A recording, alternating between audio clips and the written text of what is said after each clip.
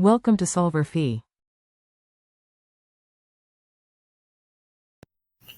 Okay, so we're doing chapter 22, problem 21 here. So it says a spherical cavity of radius 4.5 centimeters is at the center of a metal sphere of radius 18 centimeters. So let's go ahead and draw this out here. With this being R1, call that R1 and R2 here, and this being R2. A point charge Q of 5.5 microcoulombs rests at the very center of the cavity, whereas the metal conductor carries no net charge.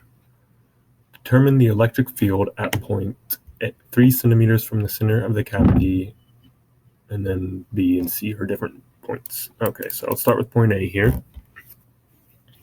So first we need to consider a Gaussian surface with a radius 3.0 centimeters away, which encloses all of the charge.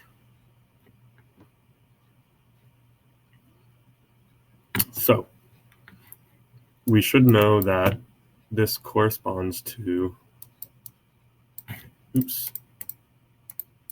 an E field of the Gaussian surface of Q over 4 pi epsilon naught r squared.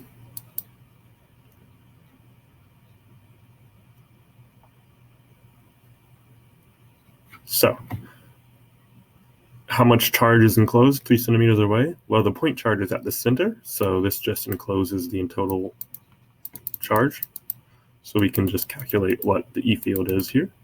And it's given as 5.5 times 10 to the negative 6 coulombs over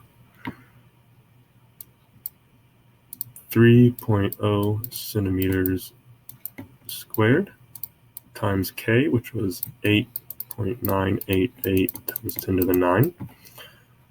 Let's actually change this to 0.03 meters squared, because we need everything in SI units here for this to work out.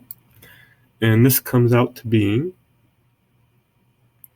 5.49 times 10 to the 7 Newton per coulomb. And since this is positive, we know that this is directed radially out. Awesome. Let's move on to part B. So part B says our radius is 6 centimeters. So that puts it greater than the cavity, but somewhere in the metal sphere here. But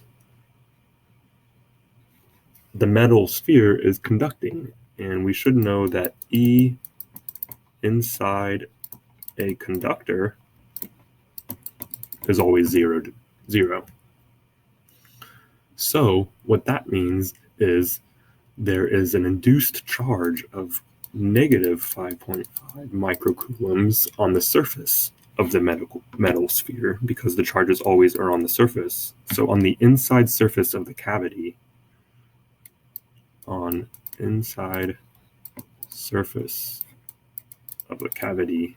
this negative charge is induced so that the electric field is 0 everywhere.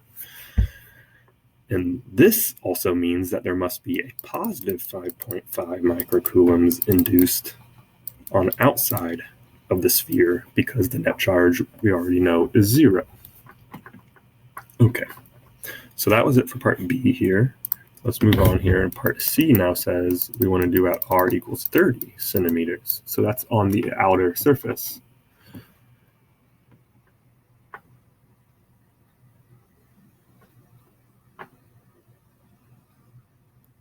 Cool. So this also will enclose all of the charge. We don't have to worry about it being negative or anything, because this just encloses everything, and we don't care anything what is inside our Gaussian surface. So we easily know that E is the total uncharged Q over 4 pi epsilon naught r squared. So if we enclose all of the charge, this is 5.5 times 10 to the negative 6 coulombs times 8.988 times 10 to the 9, all over 0.3 squared.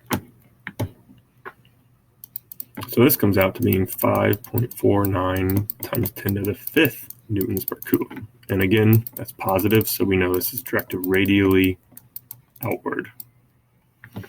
Cool. That's everything.